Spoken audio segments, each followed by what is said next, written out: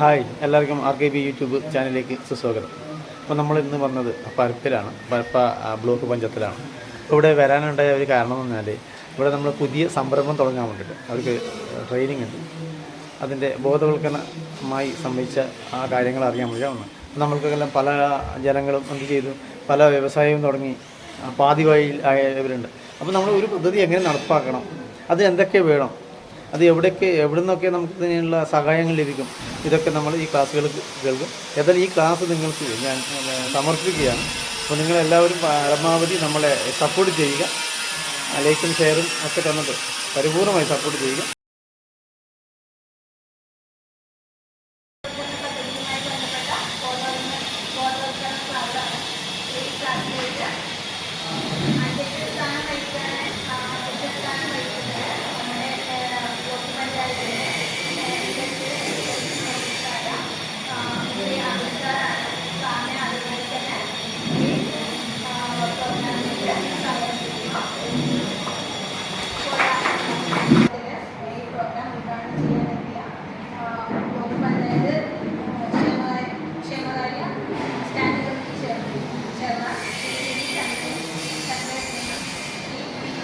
പരിപാടിയിലേക്ക് സ്വാഗതം ചെയ്യുന്നു.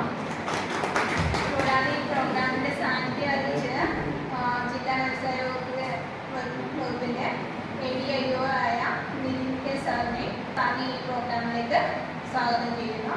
കൂടാതെ ബ്ലോക്ക് ഡെവലപ്മെന്റ് ഓഫീസറായ ജോസഫ് സാറും ഈ പ്രോഗ്രാമിന്റെ സാന്നിധ്യം അറിയിച്ചിട്ടുണ്ട്. അതിലേക്ക് സ്വാഗതം ചെയ്യുന്നു. കൂടാതെ ഈ പ്രോഗ്രാമിലെത്തിയ എല്ലാ സംരംഭകരെയും, കൂടാതെ എല്ലാ പഞ്ചായത്തിലെയും രീതിയിലെയും, കൂടാതെ മറ്റ് റിസോഴ്സ് പേഴ്സൺമാരും കൂടി ഈ ക്ലാസ്സിലേക്ക് എത്തിയിട്ടുണ്ട്. അതുപോലെ ഈ ക്ലാസ് കൈകാര്യം ചെയ്യാനെത്തിയ മറ്റ് റിസോഴ്സ് പേഴ്സൺമാരെയും കൂടാതെ ഞങ്ങളുടെ MDCമാരെയും കൂടി ഈ പ്രോഗ്രാമിലേക്ക് സ്വാഗതം ചെയ്യുന്നു. ഈ പ്രോഗ്രാമിൻ്റെ അധ്യക്ഷ സ്ഥാനത്തേക്ക് അരുൺ സാറിനെ സ്വാഗതം. ഒരു അവബോധന ക്ലാസ്സാണ് ഞങ്ങൾ നടത്താൻ പോകുന്നത്. അപ്പോൾ നമുക്കെല്ലാവർക്കും അറിയാം, നമ്മുടെ മനുഷ്യന്മാർക്ക് മെയിനായിട്ടുള്ള ഇമ്പോർട്ടൻ്റ് ആയിട്ടുള്ള അവർക്ക് ഒഴിവാക്കാൻ പറ്റാത്ത ഒരു കാര്യമാണ് ഭക്ഷണം. അപ്പോൾ ആ ഭക്ഷണം റിലേറ്റ് ചെയ്തിട്ടുള്ള സംരംഭങ്ങൾ ഇന്നലെ നാളെ അത് ഇങ്ങനെയുമായിട്ട് ഉണ്ടായിക്കൊണ്ടേയിരിക്കുന്നുണ്ട്. അപ്പോൾ നമ്മൾ സംരംഭകർ ചെയ്യേണ്ടത് നമ്മൾ അപ്ഡേറ്റ് ആയിരിക്കണം ഈ ഒരു കാര്യത്തിന് വേണ്ടിയിട്ടാണ്. പലപ്പോഴും നമ്മൾ പഴയൊരു സംരംഭം അതേപോലെ തിരിച്ചു കൊണ്ടുപോകാൻ പറ്റണമെന്നില്ല ഭക്ഷണമായിട്ട് റിലേറ്റ് ചെയ്ത്. അപ്പോൾ ഈ ഒരു സ്കീം ഭക്ഷണത്തിന് മാത്രം കേന്ദ്രീകരിച്ചിട്ടുള്ള സ്കീമാണ്. ഈ ഒരു സ്കീമിന് വേണ്ടിയിട്ട് ഡിപ്പാർട്ട്മെൻറ്റ് എല്ലാ ജില്ലയിലും കുറച്ച് ഡിസ്ട്രിക്ട് റിസോഴ്സ് പേഴ്സൺമാർ DRPs എന്ന് പറയും, അവരെ ഇതിനായിട്ട് നിയമിച്ചിട്ടുണ്ട്. അപ്പോൾ അവരാണ് ഇന്നിവിടെ ക്ലാസ്സുകളൊക്കെ കൈകാര്യം ചെയ്യുന്നത്. DRPമാർ A to Z കാര്യങ്ങൾ അവർ ചെയ്തു. അതായത് പ്രൊജക്ട് റിപ്പോർട്ട് ഉണ്ടാക്കുന്നതായിക്കോട്ടെ, പിന്നെ നിങ്ങൾക്ക് ബാങ്കുമായിട്ട് റിലേറ്റ് ചെയ്തിട്ടുള്ള സന്ദർശനങ്ങൾ ഉണ്ടായിക്കോട്ടെ, അതൊക്കെ ചെയ്യുന്നത് DRPമാരാണ്. ഇന്ന് ഈ ഒരു പരിപാടി കൊണ്ട് ഉദ്ദേശിക്കുന്നത് ഈ ഒരു PMFME എന്ന് പറഞ്ഞ ഒരു സ്കീമുണ്ട്, ഒരു സ്കീമാണ്. അതിൻ്റെ ബോധവൽക്കരണ ക്ലാസ്സാണ്.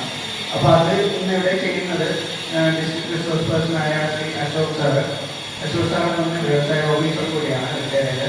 പിന്നെ ദേവകുമാർ, ഇവർ രണ്ടുപേരാണ് ക്ലാസ്സുകൾ കൈകാര്യം ചെയ്യുന്നത്. അപ്പോൾ ഈ യോഗം ഇന്നിവിടെ ഉദ്ഘാടനം ചെയ്യുന്നത് നമ്മുടെ ക്ഷേമകാര്യ ബ്ലോക്ക് പഞ്ചായത്തിലെ ക്ഷേമകാര്യ ചെയർമാൻ ശ്രീ ചന്ദ്രേട്ടനാണ്. ചന്ദ്രേട്ടനെ ഉദ്ഘാടനത്തിനായിട്ട് ക്ഷണിക്കുകയാണ്.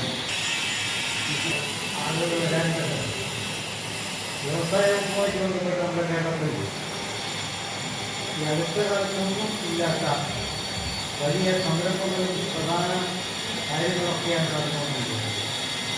നമുക്കറിയാം, ഭക്ഷ്യസംസ്കരണ ശില്പശാല പ്രധാനപ്പെട്ട ഒരു വിഷയമാണ്. അതിനെപ്പറ്റി പറയുവാനും ഒക്കെ വളരെ ഉദ്യോഗസ്ഥരും കാര്യമുണ്ട്. അപ്പോൾ കുറവാണെങ്കിലും അനുസരിച്ചിരുന്നാൽ അതേ കൂടെ നന്നായിരുന്നു എന്നുള്ളതാണ് പറയാനുള്ളത്. അപ്പോൾ ഞാൻ കൂടുതലതിനെപ്പറ്റി സംസാരിക്കുന്നില്ല. ഈ പരിപാടി ഉദ്ഘാടനത്തിനായിരിക്കും നിങ്ങളുടെ നമസ്കാരം. കേന്ദ്ര സർക്കാരിന്റെ ഭക്ഷ്യ സംസ്കരണ വ്യവസായ മന്ത്രാലയം ആത്മനിർഭർ ഭാരത് അഭിയാന്റെ ഭാഗമായി സംസ്ഥാനങ്ങളുമായി സഹകരിച്ച് ഭക്ഷ്യ സംസ്കരണ മേഖലയുടെ ഉന്നമനത്തിനായി പ്രധാനമന്ത്രി ഭക്ഷ്യ സംസ്കരണ സംരംഭങ്ങളുടെ രൂപവൽക്കരണ പദ്ധതി PMFME രൂപീകരിച്ചിട്ടുണ്ട്. ആവശ്യമായ സഹായം PMFME പദ്ധതിയുടെ PMFME.MISPI.gov.in എന്ന വെബ്സൈറ്റിൽ ലഭ്യമാകും. നമസ്കാരം, എൻ്റെ പേര് ദേവകുമാറാണ്. ഞാൻ PMFME റിസോഴ്സ് പേഴ്സണാണ്. നമ്മുടെ ഇവിടെ 2-3 DRPs ഒക്കെ ഉണ്ട്, രജനിയുണ്ട്. അപ്പോൾ നമ്മളെ കാസർഗോഡ് വ്യവസായത്തിന് ഒരുപാട് സ്കീമുകളുണ്ട്, നിങ്ങൾ കേട്ടിട്ടുണ്ടാവില്ല. PMEGP ഉണ്ട്, ESS ഉണ്ട്. അങ്ങനെ അതിലേപ്പെട്ട സെൻട്രൽ ഗവൺമെൻറ് ഒരു സ്കീമാണ് PMFME സ്കീം. അപ്പോൾ നിങ്ങൾ വീഡിയോയിൽ കണ്ട കാര്യങ്ങൾ തന്നെ ഞാൻ ഷോർട്ടായിട്ടുള്ള കാര്യങ്ങൾ പറഞ്ഞു.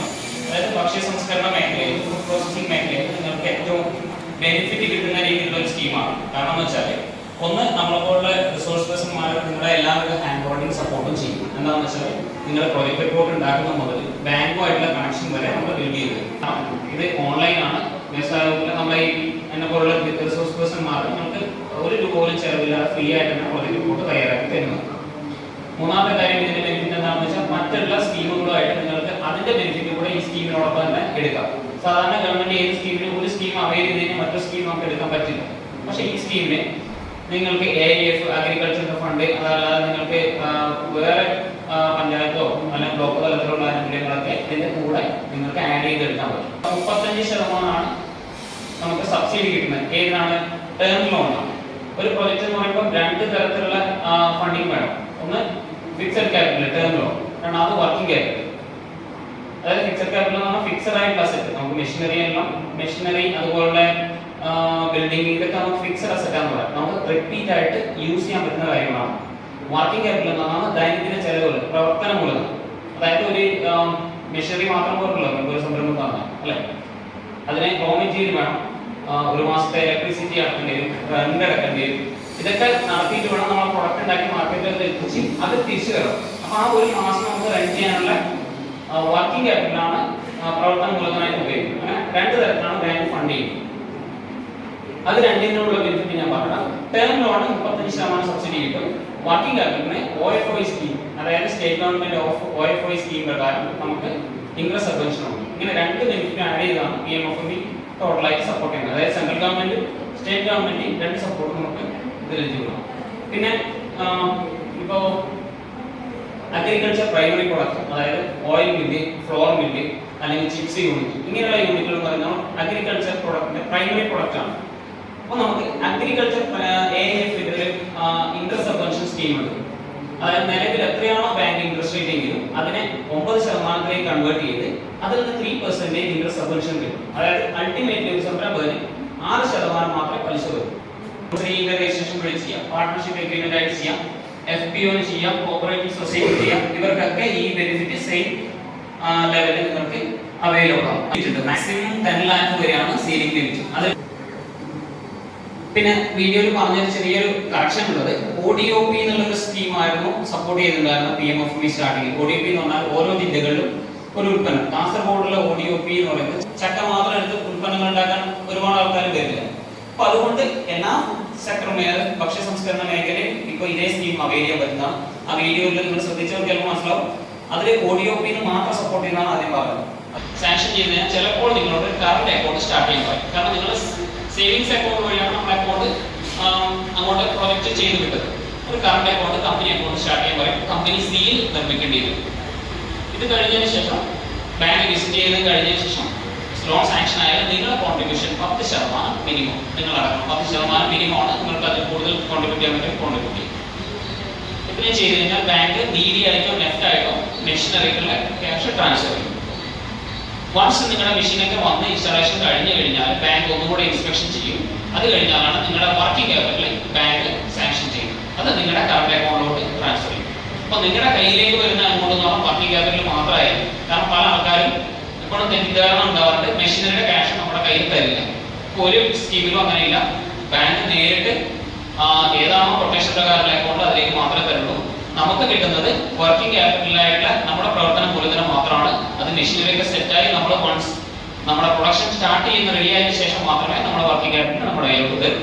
നമ്മുടെ ഫസ്റ്റ് ബാങ്ക് റിജക്ട് ചെയ്യുകയാണ്, നമ്മുടെ ലോൺ തരാൻ ആ ബാങ്കിന് താല്പര്യമില്ല എങ്കിൽ അവർ റിജക്ട് ചെയ്ത് കഴിഞ്ഞാൽ ഓട്ടോമാറ്റിക്കായിട്ട് നമ്മൾ സെക്കൻഡ് ഓപ്ഷൻ ബാങ്ക് കൂടെ കൊടുക്കും.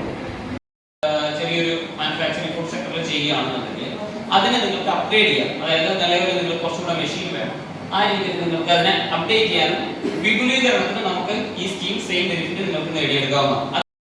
ഇപ്പോൾ ഗ്രൂപ്പ് നേരത്തെ പറഞ്ഞു, SLG, FPO ഇവർക്ക് മാത്രമാണ്, കോമൺ ഇൻഫ്രാസ്ട്രക്ചർ ഉള്ളവർക്ക് മാത്രമാണ് മാർക്കറ്റിംഗ് ബ്രാൻഡിങ്ങിന് സപ്പോർട്ട് ചെയ്യുന്നത്. ഇൻഡിവിജ്വൽസിനെ അങ്ങനെ സപ്പോർട്ട് ഇതുവരെ പറഞ്ഞിട്ടില്ല. അത് നിങ്ങളുടെ തന്നെ ഐഡിയയിൽ ചെയ്യേണ്ടതാണ്. മാർക്കറ്റിംഗ് അല്ലെങ്കിൽ ബ്രാൻഡിംഗ് എന്ന് പറയുമ്പോൾ നിങ്ങൾ എന്ത് സംരംഭം തുടങ്ങുന്നാലും. അപ്പോൾ എല്ലാവരും ലൈക്കും ഷെയറും ഒക്കെ തന്ന് പരിപൂർണമായി സപ്പോർട്ട് ചെയ്യുക.